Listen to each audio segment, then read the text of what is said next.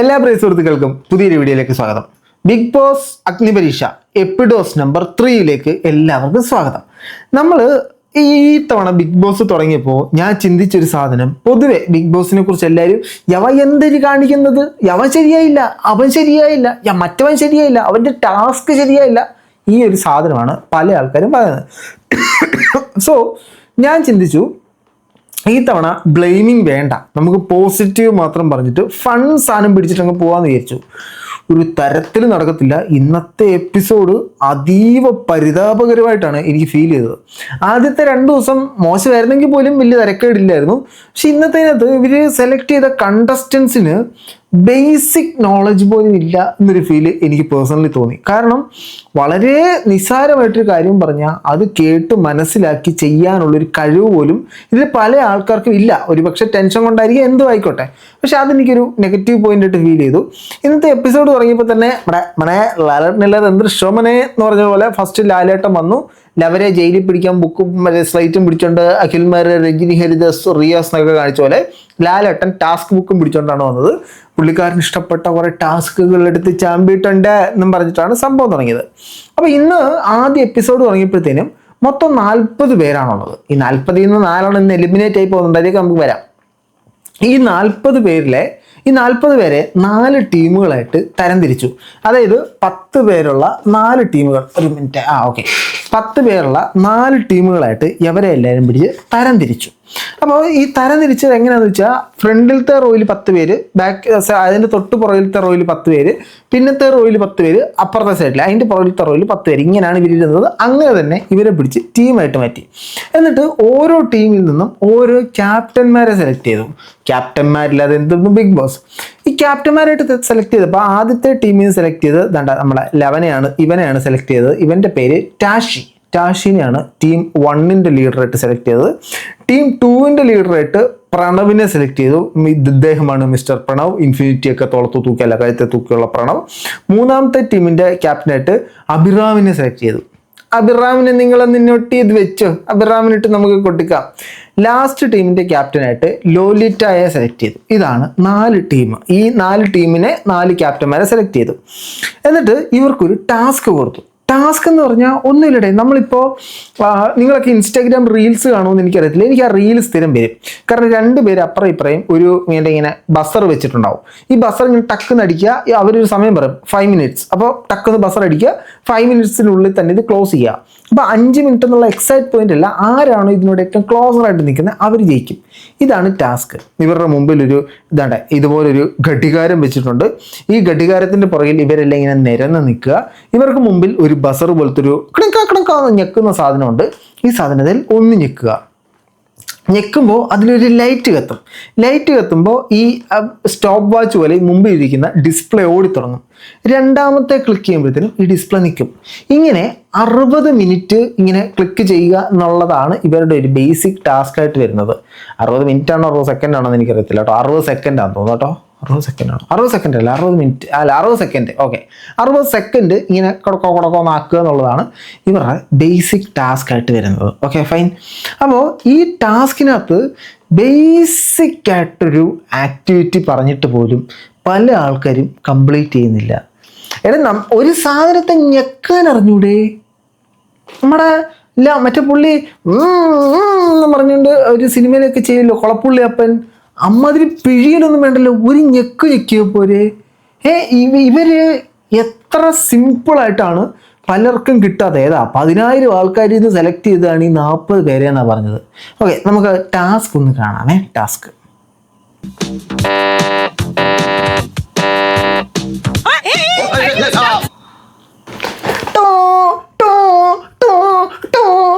ഇതെന്തോന്ന് ശിങ്കാരിമേളം അടിക്കുന്നു അതിനകത്ത് ഇട്ടിട്ട്. ഒരു ടാസ്ക് ലെറ്റർ വായിച്ചാൽ പോലും ഈ പെൺകുട്ടിക്ക് ഈ പെൺകുട്ടി മാത്രമല്ല, ഇന്നത്തെ മെജോറിറ്റി എണ്ണത്തിന് മനസ്സിലാകത്തില്ല. ഒന്ന് ക്ലിക്ക് ചെയ്യുക, ടൈം നിങ്ങൾ കൗണ്ട് ചെയ്യുക, അടുത്ത ക്ലിക്ക് ചെയ്യുക, നിർത്തുക. ഇത് ടീം എല്ലാം കൂടെ മാനേജ് ചെയ്തിട്ട് ഒരുത്തിന് എത്ര ക്ലിക്ക് ചെയ്യണം എന്നുള്ളത് തിങ്ക് ചെയ്തിട്ട് 60 സെക്കൻഡിനകത്ത് ഇവർ നിർത്തണം. ഈ പെൺകുച്ചി KSRTC ബസ് അടിക്കത്തില്ലല്ലോ ഇത്രയും ഹോൺ. ഓക്കെ, ബാക്കി കാണാം. Only 2 times. Stop you. 2 times.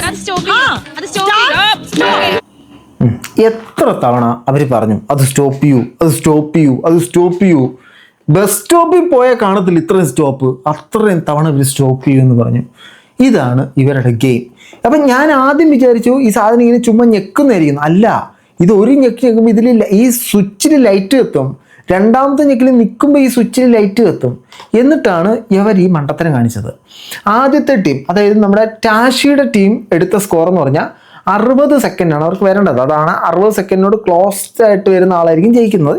അപ്പോൾ ഇവർ 44.75 സെക്കൻഡ് വരെ എത്തി. വാ, ഡീസൻറ്റ് പെർഫോമൻസ് ആണ്. അതിനുശേഷം രണ്ടാമത്തെ ടീം വന്നു, അതായത് നമ്മുടെ പ്രണവിൻ്റെ കീഴിലുള്ള ടീം വന്നു. ഇവരുടെ കുണുകുണ ഞെക്ക് നമുക്കൊന്ന് കണ്ടാലോ? ഇവരുടെ ഹോർണടി നമുക്കൊന്ന് കാണാം.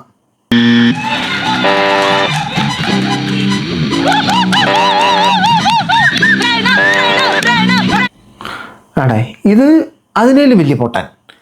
ഒന്ന് ഞെക്കി ടോ സാധനം ഓടി തുടങ്ങി. ഓക്കെ, ഇതുവരെ ശരിയല്ലേ? മറ്റേ കളപ്പെട്ട 0HA കാമധേനുവിന്റെ ബലം അതേപോലെ കേട്ടിട്ടുണ്ട്.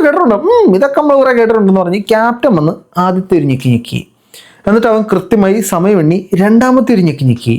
പോകുന്നതിന് മുമ്പ് ചുമ്മാ ഒരു ഞെക്കും കൂടെ വെച്ചാൽ കൊടുത്ത്. ക്യാപ്റ്റനായിട്ടുള്ളവന് പോലും ബോധമില്ല. എന്നാ പോട്ടുപുല്ല്. ആദ്യത്തെ ടീമിന് തെറ്റി, ശരി, അവർക്ക് ഗെയിം അറിയാത്തോണ്ടാന്ന് പറയാം. ഈ ടീം അവിടെ ഇരുന്ന് ഈ ഗെയിം കണ്ടിട്ട് വീണ്ടും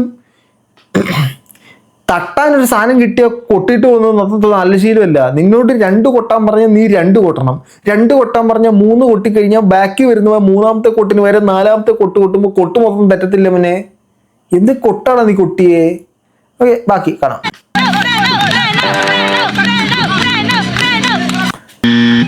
അവിടുന്ന് പിന്നെ ഫുള്ള് തെറ്റി. കാരണം അവൻ ആദ്യം ഒന്ന് ഞെക്കി കൗണ്ട് ഡൗൺ സ്റ്റാർട്ടായി, രണ്ടാമതൊന്ന് ഞെക്കി കൗണ്ട് ഡൗൺ നിന്നു, മൂന്നാമതൊരു ഞെക്കൂടെ ഞെക്കി കൗണ്ട് ഡൗൺ ഓൺ ആക്കിയിട്ട് അവൻ പോയി. അവൻ അടുത്ത കുട്ടി വന്നിട്ട് ഒന്നടിച്ചപ്പോഴത്തേനും കൗണ്ട് ഡൗൺ സ്റ്റോപ്പായി. ആ കുട്ടിയുടെ കണക്ക് പ്രകാരം കൗണ്ട് ഡൗൺ സ്റ്റാർട്ട് ചെയ്തേ. രണ്ടാമത്തെ അടി അടിച്ചപ്പോൾ ആ കുട്ടിയുടെ കണക്ക് പ്രകാരം കൗണ്ട് ഡൗൺ നിന്നു. പക്ഷെ ശരിക്കും മണിക്കുട്ടി ഓടിത്തുടങ്ങിയത് അപ്പോഴാണ്. എന്ത് കൊട്ടിത്? ഈ കൊട്ടെന്താന്ന് മനസ്സിലായില്ല. ഓക്കെ, രണ്ടാമത്തെ ടീം 42.64 സെക്കൻഡിൽ നിന്നു. ഒന്നാമത്തെ ടീം 44.75 സെക്കൻഡിലാണ് നിന്നത്. ഇനി മൂന്നാമത്തെ അഭിറാമിൻ്റെ ടീം വന്നു. എൻ്റെ പൊന്നടാവ്, കോമഡി എന്ന് പറഞ്ഞാൽ വൻ കോമഡി. വെട്ടം സിനിമയുടെ ക്ലൈമാക്സ് ആണ് എനിക്ക് സത്യമായിട്ടും ഇതിനകത്ത് ഓർമ്മ വന്നത്. വെട്ടം സിനിമയുടെ ക്ലൈമാക്സ്. ഇവർ ക്ലോസ് ചെയ്യാനെടുത്ത ടൈം 33.96 സെക്കൻഡ്സ് ആണ്. 33.96 സെക്കൻഡ്സിലാണ് ഇവർ ക്ലോസ് ചെയ്തത്. ഇവർ ഭയങ്കര സ്ട്രാറ്റജി. അബ്രാമിന്റെ ടീമിൽ സ്ട്രാറ്റജി എന്ന് പറഞ്ഞാൽ സ്ട്രാറ്റജി കബാബ്, അതാണ് അവന്റെ സ്ട്രാറ്റജി. ഈ 10 പേരുണ്ടല്ലോ, ആദ്യത്തെ 9 പേര് ഓരോ സെക്കൻഡ് ടാക് ടാക് 1 ടാക് ടാക് അങ്ങനെ 2. പിന്നെ ലാസ്റ്റ് വന്നിരുത്തുന്നുണ്ടല്ലോ, ലാസ്റ്റ് വന്നവൻ ബാക്കി 60 സെക്കൻഡിന് തൊട്ട് മുമ്പുള്ള ബാക്കി മൊത്തം അടിക്കണം. 9 സെക്കൻഡ് ഇവർ 9 പേര് ചേർന്നെടുക്കും. ബാക്കിയുള്ള 19 സെക്കൻഡാ എത്ര അത്ര എങ്ങാണ്ട് സെക്കൻഡ് അവ ഒരൊറ്റ ഒരുത്തം ചെയ്യണം. സോ അവൻ്റെ മൊത്തം ഷോൾഡറിലാണ് ഈ കളിയുടെ ഭാരം മൊത്തം പോയിരിക്കുന്നത്. എങ്ങനെയുണ്ടെന്നറിയാമോ? പണ്ട് സച്ചിൻ ടെണ്ടുൽക്കർ കളിക്കുന്നവരുണ്ട്. ടെണ്ടുൽക്കർ സെഞ്ചുറി അടിച്ചാൽ ജയിക്കും, ടെണ്ടുൽക്കർ സെഞ്ചുറി അടിച്ചില്ലെങ്കിൽ തോക്കും. ഈ ഒരു സെറ്റപ്പിലാണ് ഇവർ കളിച്ചത്. നമ്മളെല്ലാം ഒരു സെക്കൻഡിൽ പ്ലക്കാന്ന് അടിച്ചിട്ട് അങ്ങ് പോകും, ക്യാപ്റ്റൻ ഉൾപ്പെടെ. ലാസ്റ്റ് വന്നിട്ട് ഫുൾ പ്രഷർ എടുക്കണം. അപ്പോൾ തോറ്റു കഴിഞ്ഞാൽ എന്താ, നീയാ ശരിയാക്കാൻ ഞങ്ങളെല്ലാം ഞങ്ങളുടെ 1 സെക്കൻഡ് കറക്റ്റായിട്ട് ചെയ്തു, നിന്റെ എത്ര 45 അല്ല 35 സെക്കൻഡാ പോയതെന്ന് പറഞ്ഞിട്ട് അവൻ്റെ പടലിക്കോട്ട് കയറാം. ഓക്കെ, ഇനി അവരുടെ പ്ലച്ചാ കൂത്ത് നമുക്കൊന്ന് കാണാം. 1 സെക്കൻഡ് വീതം എല്ലാവരും ചെയ്തിട്ട് 1 second last one was ഷാനോ count ചെയ്തിട്ട് ചെയ്യാവുന്നതായിരുന്നു. സോ ദിസ് വാസ് അതെന്തൊരു സ്ട്രാറ്റജിയുടെ ഇത്. എല്ലാവരും ഓരോ സെക്കൻഡ് വെച്ച് അടിച്ചിട്ട് ലാസ്റ്റ് വരുന്നവൻ മൊത്തം ഭാരം മൊത്തം തലയ്ക്ക് വെക്കണം. അതെന്താ സ്ട്രാറ്റജി അത്? അവൻ എന്തെങ്കിലും പറ്റിക്കഴിഞ്ഞാൽ നിങ്ങൾ കളി മൊത്തം പാളി. വേറൊരാൾക്ക് അത് മാനേജ് ചെയ്യാൻ പോലും പറ്റില്ല. ഒറ്റ ഒരുത്തിനെ വിശ്വസിച്ചിട്ടാണോ ആ ടീം മൊത്തം നിൽക്കുന്നേ? ആ ടീമിൻ്റെ നെടുന്തൂൺ ഇവനാണല്ലേ. നെടുന്തൂൺ ഒടിഞ്ഞാൽ നെടുന്തൂൺ ഒടിഞ്ഞു, ടീം തീർന്നു. നെടുന്തൂൺ അല്ല ഒടിഞ്ഞത്, ബാക്കിയുള്ളത് നിങ്ങളാണ് ഒടിഞ്ഞത്. സ്ട്രാറ്റജി. നിങ്ങൾ ഇത്രയും പേരും ബാക്കി 9 പേരും ഷാനുവിൽ മാത്രം അത്രയും റെസ്പോൺസിബിലിറ്റിയും ട്രസ്റ്റും കൊടുക്കാൻ കാരണം? അല്ലല്ല, അത് ഗ്രൂപ്പ് ഡിസ്കഷൻ വന്നിട്ടില്ല. നല്ല അടിപൊളി ടീം എന്ന് പറഞ്ഞാൽ ഇതാണ് ടീം. ഞാൻ പണയും, നീയൊക്കെ അങ്ങ് കേട്ടാൽ മതി എന്ന രീതിയിലാണ് നമ്മുടെ അഭിറാം പ്രവർത്തിച്ചത്. അഭിറാം ഒരു ഹിറ്റ്ലർ നയം. ഞാനാണല്ലോ ക്യാപ്റ്റൻ, ഞാൻ പറയും എല്ലാവരും 1 സെക്കൻഡ്, യവൻ മാത്രം ബാക്കി മൊത്തം സെക്കൻഡ് പിടിച്ച് നമ്മളെ ജയിപ്പിച്ചോണം. അതാണ് ഈ ടീമിന് പറ്റിയത്. ബേസിക്കായിട്ട്, വളരെ ബേസിക്കായിട്ട് നിങ്ങൾ ചിന്തിച്ചോണം. ഈ ബിഗ് ബോസ് എന്ന് പറയുന്ന ഒരു ഗെയിം ഷോ ഉണ്ടല്ലോ. ഈ ബിഗ് ബോസിനകത്ത് എന്തൊരു പുല്ലാണെങ്കിലും ടീം തിരിച്ചിട്ട് ടീം ബേസ് ആണ് ടാസ്കുകൾ കൊടുക്കുന്നത്. അപ്പോൾ ഇവനെ ക്യാപ്റ്റൻ ആക്കിയിട്ട് ഫസ്റ്റ് കൊടുത്ത വളരെ നിസ്സാരമായ ടാസ്ക്, ഹനുമാൻ ചുമന്ന പോലെ മരുത്വമല്ല ഒന്നും ചുമന്നുകൊണ്ട് വരാനൊന്നും അല്ല പറഞ്ഞത്. ഒരു സാമാന്യത്തെ പോയി 2 കുത്താനാണ് പറഞ്ഞത്. ആ കുത്തുന്നതിനകത്ത് പോലും ആ ടീമിനകത്ത് ഒരു യൂണിറ്റി ഇല്ല, ഒരു ടീം വർക്ക് ചെയ്യാനുള്ള പ്രാപ്തി ഇല്ലാത്ത ആളുകളാണ് ഈ ടീമിനകത്തുള്ളത്. അതുകൊണ്ടാണ് ടീം തെറ്റ്. ഓക്കെ, അഭിപ്രായ ഭിന്നത നമുക്ക് കേൾക്കാം. ഏകപക്ഷീയമായ തീരുമാനമായിരുന്നു. ക്യാപ്റ്റനോട് ആവുന്നെന്ന് പറഞ്ഞു. നമുക്ക് ഒരു 5 സെക്കൻഡ്സ് വെച്ച് എടുത്തിട്ട് ലാസ്റ്റ് വരുന്ന ആൾക്ക് 15 സെക്കൻഡ് കൊടുക്കാമെന്ന്. അപ്പോഴും ലാസ്റ്റ് വരുന്ന ആളുടെ പെടലിക്കാണ് കൂടുതൽ. ഈക്വൽ ഡിവിഷൻ ഇല്ല, ഡിവൈഡ് ചെയ്യുന്ന പരിപാടി ഇല്ല. ഓക്കെ, അത് നിങ്ങളുടെ സ്ട്രാറ്റജിയാണ്, അത് കൊള്ളാം, അതെന്തായാലും കൊള്ളാം. അപ്പോൾ എല്ലാവരുടെയും തീരുമാനം അത് തന്നെ. മൊത്തം ഭാരവും അവസാനം വരുന്നവൻ്റെ നെഞ്ചത്തോട്ട് ഇട്ട് കൊടുക്കണം. നമ്മളെല്ലാം സേഫ് സോണിൽ. നല്ല ടീം അറക്കാൻ. നമ്മൾ ഈ തമിഴ്നാട്ടിലൊക്കെ കാണുമല്ലോ, ആടിനെ ഇങ്ങനെ വെച്ചിട്ട് തല വെള്ളം കോരി ഒഴിച്ചിട്ട് ആട് തല ആട്ടിക്കഴിഞ്ഞാൽ അപ്പോഴേ അറക്കും. അതേപോലെ ലാസ്റ്റ് വന്നവനെ അറക്കാൻ വെച്ചിരിക്കുക. പാസ്സായില്ല, അപ്പോഴും അവൻ്റെ തലയും കറക്കും. അല്ല, പാസ്സായില്ല, അത് തന്നെ, അപ്പോഴും അവൻ്റെ തലയും കറക്കും. ഇനി കൃത്യം ഇതിനടുത്ത് വന്നോ, ക്രെഡിറ്റ് അവനല്ല, ഞങ്ങളുടെ പ്ലാനിങ്, ഞങ്ങളുടെ ടീം, സെറ്റപ്പ്. ഞാൻ പറഞ്ഞത് 6 സെക്കൻഡ് വെച്ച് 9 പേർക്ക് എടുക്കാം. ബാക്കി നമുക്ക് ഒരു 4 സെക്കൻഡ് ഒരാൾ പിടിച്ചാൽ മതി, കുറഞ്ഞ പ്രശ്നമില്ല. അതായത് ഫുള്ള് മാത്തമാറ്റിക്സ് കളിയാണല്ലോ. നമ്മൾ ഇത്രയും കണക്കറിയെങ്കിൽ നമ്മൾ ബിഗ് ബോസിൽ പോകേണ്ട കാര്യമുണ്ടോ? നമുക്ക് വല്ല BA മാത്തമാറ്റിക്സ് MA മാത്തമാറ്റിക്സ് എടുത്താൽ പോരെ? പണ്ടുണ്ടായിരുന്നല്ലോ ഇങ്ങനൊരു ട്രയാങ്കിൾ, ഈ ട്രയാങ്കിളിൻ്റെ ഈ വരയുടെയും നീളം വെച്ച് കണ്ടുപിടിക്കാനൊക്കെ പറഞ്ഞൊരു സാധനം. അതേപോലെ ഹൈലി കൺഫ്യൂസിങ് സാധനങ്ങളാണ് ഇവന്മാർ ഇംപ്ലിമെൻറ്റ് ചെയ്തത് മൊത്തം. ആദ്യം പറയുന്നത് 9 പേര് ഓരോ സെക്കൻഡ്, അവസാനം വരുന്നവൻ മൊത്തം സെക്കൻഡ്. പിന്നെ പറയുന്നത് എല്ലാവരും 5 സെക്കൻഡ്, അവസാനം വരുന്നവൻ 4 സെക്കൻഡ്. പിന്നെ പറയുന്ന എല്ലാവരും 6 സെക്കൻഡ്, അവസാനം വരുന്നവൻ മറ്റേ 4 സെക്കൻഡ് താത്തിപ്പിടിച്ച് 3 സെക്കൻഡ് കയറ്റിപ്പിടിച്ച്. ആശാരിമാരും ഇല്ലായിരുന്നോ? ആശാരിയല്ലോ, ഈ ബിൽഡിംഗ് ഒക്കെ പണിയുന്ന സിവിൽ എഞ്ചിനീയറും ഇല്ലായിരുന്നോ? ഇത്ര വ്യക്തമായിട്ട് ഇത്ര സ്ക്വയർ ഫീറ്റിന് ഇത്ര കട്ടാന്ന് പെറുക്കി വെക്കുന്ന പോലെ ഇത്ര നേരം അന്നേരം തന്നെ അത് പാളത്തില്ലേ? ഇത്രയും പേര് 6 സെക്കൻഡ്, നീ ഒരു 4 സെക്കൻഡ് താത്തി പിടിച്ചിട്ട് നീ ബാക്കി അടിക്കുന്നു പറഞ്ഞാൽ ഒരാളുടെ അടുത്ത് നിന്ന് പാളി കഴിഞ്ഞാൽ ഫുള്ള് പാളത്തില്ലേ? ഇവരോട് എല്ലാവരോടും അവരാണ് കൊളവാക്കിയത്. This is a group game Abhiram. Group game. Okay, group ഗെയിമിൽ നീ ആ ഗ്രൂപ്പിനകത്തുള്ളതല്ലേ? രഞ്ജിൻ ഹരിദാസ് അവിടെ വന്നിട്ട് this is a group game Abhiram. Yes, this is a group game. നമുക്ക് അറിയത്തില്ലായിരുന്നു കേട്ടോ. നമ്മൾ ഈ ടാസ്ക് കണ്ടപ്പോഴും ഈ ഗെയിം കണ്ടപ്പോഴും നമുക്ക് മനസ്സിലായത് ഗ്രൂപ്പ് ഗെയിം ആണ്. ഞങ്ങൾ വിചാരിച്ച് നിങ്ങൾ അവിടെ ഇങ്ങനെ നെറ്റൊക്കെ കെട്ടി WWE റെസ്ലിംഗ് ഇടിച്ച് തെറപ്പിക്കാനാണ് നമ്മൾ വിചാരിച്ചത്. നമുക്ക് മനസ്സിലായ ഇത് ഗ്രൂപ്പ് ഗെയിം ആണ്. അവിടെ ഇവർക്ക് ആദ്യം ഡിസ്കസ് ചെയ്യാനുള്ള സമയം കൊടുത്തു, അന്നേരം നിങ്ങൾക്ക് കൺവിൻസ് ചെയ്യാൻ പറ്റിയില്ല. അപ്പോൾ ഈ ഗ്രൂപ്പിന് ഒറ്റ ഒരെണ്ണം കൊള്ളൂല, ഒരെണ്ണം കൊള്ളൂല. അതാണ് ഈ ഗ്രൂപ്പിന്റെ പ്രത്യേകത. ഇനി ഈ ഗ്രൂപ്പിന്റെ മറ്റൊരു കാര്യം, ഈ ഗ്രൂപ്പാണ് ഏറ്റവും വേസ്റ്റ് പെർഫോമൻസ് കാഴ്ചവെച്ചത്. 33.96 സെക്കൻഡ്. അവരെയാണ് ഡയറക്റ്റ് ഡേഞ്ചർ സോണിൽ വന്നിട്ട് ഇവിടെ നിന്നാണ് 4 പേര് പോകുന്നത്. അതിലേക്ക് നമുക്ക് വരാം. അതിനു മുമ്പേ നമുക്ക് അടുത്ത ടീമിന്റെ പെർഫോമൻസ് കൂടെ ഒന്ന് കാണാം. ലോലിറ്റയുടെ ടീമിന്റെ കുണുകുണ കുത്ത് നമുക്കൊന്ന് കാണാം.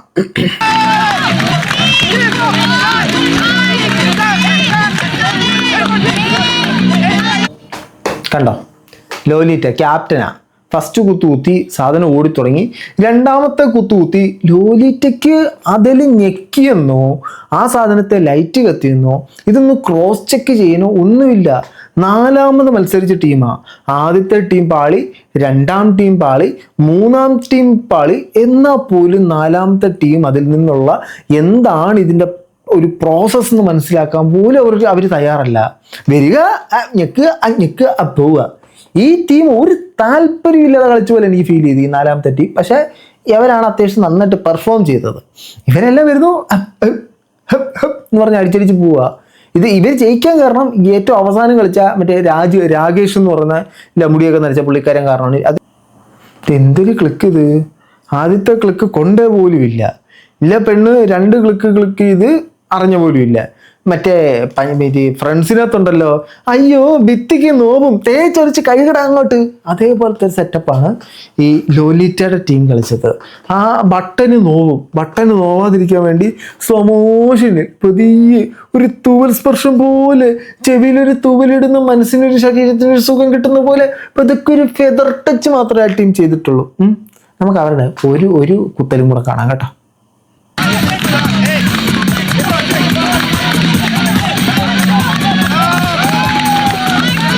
ഈ അണ്ണൻ അതിൽ ക്ലിക്ക് ചെയ്തത് പോലും പറഞ്ഞില്ല. 2 ക്ലിക്കും വർക്ക് ചെയ്തിട്ടില്ല.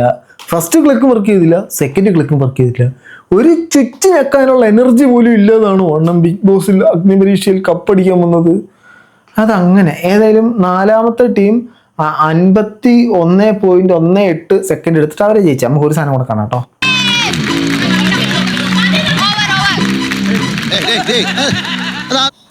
നിങ്ങൾ കേട്ടോന്ന് എനിക്കറിയില്ല. ഈ ലാസ്റ്റ് വന്ന പുള്ളിക്കാരനാണ് ഈ സാധനത്തിനെ ജയത്തിലേക്ക് അടുപ്പിക്കുന്നത്. അപ്പം നിങ്ങൾക്ക് ഇതിനകത്ത് തന്നെ ബേസിക്കായിട്ട് നോക്കിയാൽ അറിയാൻ സാധിക്കും. ഈ പുള്ളിക്കാരനെ കിട്ടുമ്പോൾ 44.06 സെക്കൻഡ്സ് ആണ് ആയിട്ടുള്ളത്. ഈ പുള്ളിക്കാരൻ ഇത് ക്ലിക്ക് ചെയ്ത് 51.18 സെക്കൻഡിലാക്കി ടോപ്പായിട്ട് എടുത്ത് കളി തീർക്കും. അപ്പോൾ ഇതിനകത്ത് ബേസിക്കലി ഇവരിപ്പോൾ തന്നെ സെക്കൻഡായിട്ടാണ് നിൽക്കുന്നത്.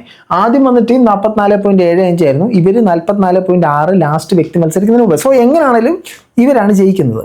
അപ്പോൾ ഇദ്ദേഹത്തിന് തൊട്ട് മുമ്പുള്ള ആൾ കുത്തിക്കൊണ്ടിരുന്നപ്പോൾ പൂജ വന്നു. ഇന്നലെ പൂജ തന്നെ ഓർമ്മയുണ്ടല്ലോ. ആദ്യം മറ്റേ പൂജയ്ക്ക് അവസരം കൊടുത്തപ്പോൾ വേറൊരു പൂജ വന്നിട്ട് ഇത് ജസ്റ്റിസ് എനിക്ക് വീണ്ടും അവസരം വേണം എന്ന് പറഞ്ഞ പൂജ. ഒരാൾ കളിച്ചുകൊണ്ടിരിക്കുക, പൂജ പറയാം നിർത്തിയിട്ട് പോടേന്ന്. ഇത് വളരെ വ്യക്തമായിട്ട് കേട്ടാലേ കേൾക്കാൻ പറ്റൂ. വേണമെങ്കിൽ ഒന്നുകൂടെ കേൾപ്പിക്കാം കേട്ടോ. നിങ്ങൾ കേട്ടെന്ന് ഞാൻ വിചാരിക്കുന്നു. മതി, നിർത്തിയിട്ട് പോടാ എന്നാണ് പറയുന്നത്. ഈ സാധനത്തിനെ മാരയുടെ എടുത്തിട്ട് കൊടയുകയും ചെയ്തു കേട്ടോ. നമുക്കതൊന്ന് കാണാം.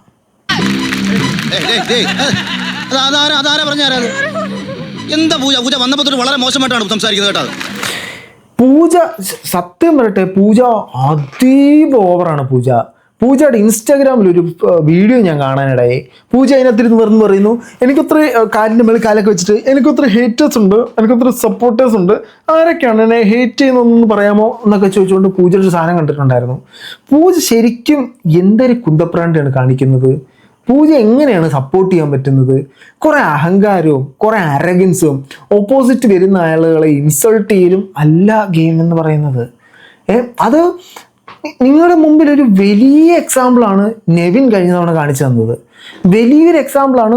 മറ്റൊരുത്തനെ ഹാം ചെയ്യാതെ നിങ്ങൾക്ക് ഈ ഗെയിം കളിക്കാൻ പറ്റുമെന്നുള്ളതിൻ്റെ വലിയൊരു എക്സാമ്പിളാണ് കഴിഞ്ഞ വർഷം അനീഷ് കാണിച്ചു തന്നത്. വളരെ ഫെയർ ആയിട്ട്, അല്ലെങ്കിൽ വളരെ ഈ മോശം സാധനങ്ങളൊന്നും യൂസ് ചെയ്യാതൊക്കെ കളിച്ച് ജയിക്കാൻ പറ്റുമെന്നാണ് അനീഷ് കാണിച്ചു തന്നത്. ഫൺ അടിച്ച് നിന്ന് കഴിഞ്ഞാൽ കയറി വരാൻ പറ്റും, ഒരു PR-ൻ്റെ ഹെൽപ്പ് വേണ്ടെന്നാണ് നെവിൻ കാണിച്ചു തന്നത്. അതൊക്കെ വിട്ടിട്ട് ഇപ്പോഴും പഴയ ഗെയിം, പഴയ അഗ്രഷൻ, അല്ല അവനെ മാനസികമായിട്ട് തളർത്തുക, അവനെ അടിക്കുക, ചീത്ത വിളിക്കുക. ഈ പൂജേനെയൊക്കെ ആദ്യം എടുത്ത് വെളിയിൽ കളയണം. തീരെ എലിജിബിൾ അല്ല കൊച്ച്. ആ കൊച്ചിന് ബേസിക്കലി മറ്റൊരാളെ ബ്ലെയിം ചെയ്യുക, ഇത് മാത്രമേ ഈ പൂജയ്ക്ക് അറിയത്തുള്ളൂ. അല്ലാതെ പൂജയ്ക്ക് ഒരു കിണ്ടി അറിയുമെന്ന് എനിക്ക് തോന്നുന്നില്ല. ഇന്നലെ ഞാൻ പിന്നെയും വിചാരിച്ചു ആ കൊച്ച് കുറച്ച് സെറ്റപ്പ് ആയിരിക്കുമെന്ന്. എന്നിട്ട് ഇൻസ്റ്റാഗ്രാമിലെ വീഡിയോ കണ്ടപ്പോൾ എനിക്ക് മൊത്തം പോയി. ഇതും കൂടെ കണ്ടപ്പോൾ ഫുള്ള് തീർന്നു. തന്നെ കേട്ടില്ല എത്ര വയസ്സിന് മൂത്തൊരാളായിരിക്കും അയാൾ. അദ്ദേഹത്തിനോട് നിർത്തിയിട്ട് പോടാന്ന്. കഷ്ടം. ഓക്കെ, ഇവരേതായാലും 51.18 സെക്കൻഡാണ് എടുത്തത്. അങ്ങനെ 3ാമത്തെ ടീം, അതായത് അഭിറാമിൻ്റെ ടീം 33.96 സെക്കൻഡ് എടുത്ത അഭിറാമിൻ്റെ ടീമാണ് ഏറ്റവും മോശമായിട്ട് പെർഫോം ചെയ്തത്. ആ മോശമായിട്ടുള്ള ടീമിനെ എല്ലാം നിർത്തിയിട്ട് നിരന്ന് നിൽക്കട, പട്ടാളത്തിലൊക്കെ നിൽക്കുന്ന പോലെ ജിങ്കിരി ജിങ്കിരി ജിങ്കിരി ജിങ്കിരി ജിങ്കിരി പട്ടാളം ആഹാ എന്ന് പറഞ്ഞിട്ട് ഇതുങ്ങളെല്ലാം നിരത്തി നിർത്തിയിട്ട് ഇവർക്ക് കുറേ പണിയും കൊടുത്തു. ഈ ടീം മൊത്തം എലിമിനേഷനിൽ വന്നു. ഈ ടീമിൽ നിന്നും കുറച്ച് പേരെ എലിമിനേറ്റ് ആക്കി പുറത്ത് വിടും. ഇതാണ് സാധനം. അപ്പോൾ ആദ്യത്തെ എന്ന് പറഞ്ഞാൽ യവന്മാർക്കൊക്കെ ആദ്യത്തെ എപ്പിസോഡ് മുതൽ ഒരു ഇൻഫിനിറ്റി സുനാപ്പി കൊടുത്തിട്ടുണ്ടായിരുന്നു. ആ ഇൻഫിനിറ്റിയിൽ എന്തോ പവർ ഉണ്ടെന്നൊക്കെ പറയുന്നുണ്ടായിരുന്നു, പക്ഷെ പവർ ഇത്തവണ പറയുന്നുണ്ട്. അങ്ങനെ യവന്മാർക്കൊക്കെ ഇൻഫിനിറ്റിയുടെ സുനാപ്പി കൊടുത്ത് ആ സാധനം തിരിച്ചു മേടിച്ചു. ഏതാ ഈ ഇത്രയും ബോസ്റ്റ് ടീമിൽ മോശം പെർഫോമൻസ് ആയതുകൊണ്ട് ഇവരുടെ കയ്യിൽ നിന്ന് ആ സാധനം തിരിച്ചു മേടിച്ചു. ദാണ്ട ഈ പയ്യൻ്റെ നിന്നാണ് ഒന്ന് തിരിച്ചു മേടിച്ചത്, ദാണ്ട ഈ പുള്ളിയുടെ നിന്നാണ് മറ്റൊന്ന് തിരിച്ചു മേടിച്ചത്. അപ്പോൾ അവർക്ക് ഇൻഫിനിറ്റി പവർ കിട്ടിയിട്ടില്ല, അത് രണ്ടും നഷ്ടപ്പെട്ടു. ഓക്കെ, അങ്ങനെ നഷ്ടപ്പെട്ടെ ആ സാധനം അവിടെ നിന്നിട്ടെ. ഇപ്പം താക്കോല് അവിടെ തന്നെ വെച്ചാൽ ബാക്കി ഒരു ക്ലിപ്പ് കാണാം. ഇപ്പൊ നിങ്ങളുടെ ടീമിൽ മെജോറിറ്റി വന്നിരിക്കുന്നത് പൂജയാണ്, 3 പേര്. നിങ്ങൾ എല്ലാവർക്കും അത് എഗ്രി ചെയ്യാൻ പറ്റുമോ please? I will give you 10 more seconds. 10 seconds. നിങ്ങൾക്ക് മനസ്സിലായില്ലെന്ന് ഞാൻ വിചാരിക്കുന്നു. ഇതിനകത്ത് ഈ ഇൻഫിനിറ്റി ടാഗ് ഉള്ള ആളുകളെല്ലാം ഇവർ വിളിച്ചു, ഇൻഫിനിറ്റിയുടെ മാല കഴുത്തെ കിടക്കുന്നവരെല്ലാം. അപ്പോൾ ഇവർക്ക് കൊടുക്കുന്നൊരു പവർ എന്ന് പറഞ്ഞാൽ ഇവർക്ക് ഡിസ്കസ് ചെയ്തിട്ട് സേഫ് സോണിൽ ഇരിക്കുന്ന ഒരാളെ പിടിച്ചിട്ട് ഔട്ട് ഓഫ്, അതായത് ഡേഞ്ചർ സോണിലേക്ക് ഇടാം. ഇതാണ് സംഭവം. ഒരൊറ്റ കാര്യത്തിൽ പോലും ഒരു തീരുമാനം എടുക്കാൻ കഴിവില്ലാത്ത കുറേ ആളുകൾ. അപ്പോൾ ഇവരാദ്യം പൂജേനെയാണ് സെലക്ട് ചെയ്തത്. പൂജേനെ സെലക്ട് ചെയ്യാനുള്ള കാരണം പൂജയുടെ ഇൻഅപ്രോപ്രിയേറ്റ് ആയിട്ടുള്ള ഭാഷ, മറ്റുള്ളവരെ അഗ്രസീവായിട്ട് കയറി ആക്രമിക്കുന്ന ഒരു പരിപാടി, പൂജ ഓവർ സ്മാർട്ട് കളിക്കുന്ന പരിപാടി, ഇതൊക്കെയാണ് പൂജ ചെയ്തത്. എനിക്കും അത് ഇഷ്ടപ്പെട്ടായിരുന്നു. പക്ഷേ ഇവർക്കൊരു അഭിപ്രായത്തിൽ ഉറച്ചു നിൽക്കാൻ പറ്റില്ല, ഒരു ഡിസിഷനിൽ എത്തിച്ചേരാൻ പറ്റിയില്ല. ഓക്കെ, കാണാം. ഫൈനൽ പേര് ഒരുമിച്ച് Lolita. I am choosing Afiya. എല്ലാരും ഓക്കെ ആണോ? എത്ര മെജോറിറ്റി ഉണ്ട്? എല്ലാവരും ചേർന്നൊരു പേര് പറയൂ. ഞാൻ ശുശ്മേല. അപ്പൊ അപ്പുറത്ത് ഒരാൾ ഞാനും ശുശ്മേല, ഇപ്പുറം ഞാൻ നമ്മൾ ഒരു കോമഡിക്കകത്ത് കാണുമായിരുന്നല്ലോ, വന്നിട്ട് 4 പേര് നിൽക്കുക, 4 പേരോടും ചോദിക്കും ഇന്ന സ്ഥലത്തേക്ക് പോകാനുള്ള വഴി ഏതാന്ന്. ഒരുത്തൻ അങ്ങോട്ട് ചൂണ്ടും, ഒരുത്തൻ ഇങ്ങോട്ട് ചൂണ്ടും, ഒരുത്തൻ അങ്ങോട്ട് ചൂണ്ടും, ഒന്നും കിട്ടാത്ത മാനത്തോട്ട് ചൂണ്ടും. അതേപോലെ നിങ്ങൾക്കൊരു ഡിസിഷൻ പോലും ഒന്നിച്ചെടുക്കാൻ പറ്റില്ല. ഞാനെടുത്ത ഡിസിഷൻ ജയിക്കണം. എന്നുണ്ടെങ്കിൽ നിങ്ങൾക്ക് അതുപോലെ കൺവിൻസ് ചെയ്യാനുള്ള കപ്പാസിറ്റി ഉണ്ടാവണം. ഞാൻ വളരെ തമാശയായിട്ട് ബിഗ് ബോസ് റിവ്യൂ ചെയ്യണമെന്ന് വിചാരിച്ച ഒരാളാണ്. ഒരു തരത്തിൽ നടക്കത്തില്ല. ഷോ എന്ന് പറഞ്ഞാൽ വൻ ഷോ വരുന്നത്തെ എപ്പിസോഡ് എനിക്കൊരു തരത്തിലും ഇഷ്ടപ്പെട്ടില്ല ഈ സാധനം. ഇന്നലത്തെ ലാസ്റ്റ് 2 ദിവസത്തെ എപ്പിസോഡുകൾ എനിക്കൊന്നും ഇഷ്ടപ്പെട്ടു വന്നു. ഇത് എന്താന്നിത്? 2 മെജോറിറ്റി അല്ലല്ലോ. 2 മെജോറിറ്റി അല്ലല്ലോ. അല്ല, what was the question? Best. അടിപൊളി. ഉത്തരം ഞാൻ ആദ്യം പറയും. അതിന് സ്യൂട്ടാകുന്ന ഒരു ക്വസ്റ്റ്യൻ രഞ്ജിനി ഹരിദാസ് അങ്ങ് കൂട്ടിച്ചേർത്തോ, അതെങ്ങനെയുണ്ട്? അപ്പോഴല്ലേ ഞാൻ മാസാവുന്നേ. അതെങ്ങനെയുണ്ട് സാധനം? ഫസ്റ്റ് ഞാനൊരു ഉത്തരം പറയാം. രഞ്ജിനി ചേച്ചി അതിന് പറ്റുന്നൊരു ക്വസ്റ്റ്യൻ അപ്പുറത്തുനിന്ന് അവർ ചോദിച്ച ചോദ്യത്തിനല്ലേ നിങ്ങൾ ഉത്തരം പറയണ്ടേ? സിമ്പിൾ ചോദ്യം. നിങ്ങൾക്ക് ഒരാളെ പിടിച്ച് ഡേഞ്ചർ സോണിൽ ഇടാം, ആരെ വേണം? ഇതിലെന്താണ് ഈ ക്വസ്റ്റ്യൻ വീണ്ടും കേൾക്കാതിരിക്കുന്നത്? അപ്പം എവിടെയാണ് നിങ്ങളുടെയൊക്കെ ശ്രദ്ധ? ഡിസിഷൻ എടുക്കാറില്ലേ? എന്ത് ബോറാണിത്? മെജോറിറ്റിന്റെ അർത്ഥം അറിയില്ലേ? മെജോറിറ്റീൻ്റെ അർത്ഥം എന്ന് പറഞ്ഞാൽ എൻ്റെ തീരുമാനം എന്നുള്ളതല്ലേ എന്ന് അവർ മനസ്സിലാക്കി വെച്ചേക്കുന്നത് തോന്നുന്നു. ഏതായാലും രഞ്ജിനി അത്യാവശ്യം ചൂടായി. അങ്ങനെ പൂജേനെ പിടിച്ച് അവിടെ എത്തി. അതിനുശേഷം ഇവർക്കിടയിൽ ഒരു ഡിസിഷൻ വന്നു. ആ ഡിസിഷനുമായിട്ട് ബന്ധപ്പെട്ട് പൂജേനെ മാറ്റി മറ്റൊരു കുട്ടീനെ പിടിച്ച് ഡേഞ്ചർ സോണിൽ ഇട്ടു. അതിനുശേഷം രഞ്ജിനി പറഞ്ഞു, ഈ ഒരു പവർ കിട്ടിയ യൂസ് ചെയ്യാൻ പറ്റാത്ത മൊണേഷിൻ്റെ കയ്യിൽ ഈ മാല ഉണ്ടല്ല, ഈ ഇവരുടെ കഴുത്തെ കിടക്കുന്ന മാല, ഈ മാല കിടക്കേണ്ട കാര്യമില്ല, എല്ലാത്തിൻ്റെയും മാല ഒരു മേടിച്ചു.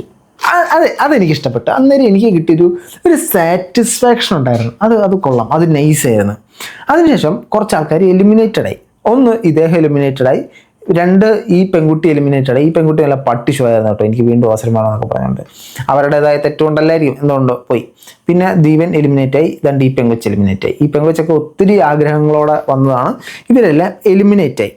ഇവർ എലിമിനേറ്റ് ആയതിൻ്റെ കുറച്ച് കാരണങ്ങൾ എന്ന് പറഞ്ഞാൽ, 1 ഇവർ ഈ പരാജയപ്പെട്ട ടീമിൻ്റെ ഭാഗമായി എന്നുള്ളതാണ് ഒന്നാമത്തെ പ്രശ്നം.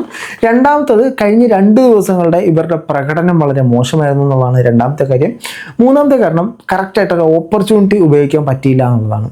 അറിയാമല്ലോ, ബിഗ് ബോസ് ചക്ക എന്ന് പറഞ്ഞാൽ ചുക്കെന്നും നമ്മളോട് തിരിച്ച് പറഞ്ഞിട്ട് മക്കെന്ന് ചെയ്യുന്നൊരു ടീമാണ്, ഒരു ഐറ്റമാണ് ഈ ബിഗ് ബോസ്. സോ എന്ത് മാനദണ്ഡം വെച്ചിട്ടാണ് ഇവരെ പുറത്താക്കിയെന്ന് അറിയത്തില്ല. അങ്ങനെ പുറത്താക്കണ ആദ്യം പൂജേൻ്റെ പെട്ടലിൽ കുറഞ്ഞു കൊടുത്ത് പുറത്തു വിടുന്നതാണ്. പൂജ എന്നിട്ട് മറ്റേ ഇതിനകത്ത് വന്നിരുന്നിട്ട് ഭയങ്കര ഡയലോഗാണ്, ഇൻസ്റ്റാഗ്രാമിനകത്ത് വന്നിരുന്നിട്ട്. അന്നേരം പൂജ പറയുന്നത്, എന്നെ ഇഷ്ടപ്പെട്ട ആരെങ്കിലും ഉണ്ടോ, എന്നെ ഇഷ്ടപ്പെടാത്ത ആരെങ്കിലും ഉണ്ടോ, തലയും കുത്തി നിൽക്കുന്ന ആരെങ്കിലും ഉണ്ടോ? ഈ പെർഫോമൻസ് എല്ലാം ആ ഹൗസിനകത്ത് കാണിക്കാൻ പൂജ ഒന്ന് ശ്രമിച്ചു കഴിഞ്ഞാൽ ഒരുപക്ഷെ നന്നായിരിക്കും എന്നൊരു അഭിപ്രായം എനിക്കുണ്ട്. ഞാൻ ആ പൂജ പറയുന്ന ഒരു സാധനം നിങ്ങളൊന്ന് കേൾപ്പിക്കാം. വേണ്ടല്ലോ.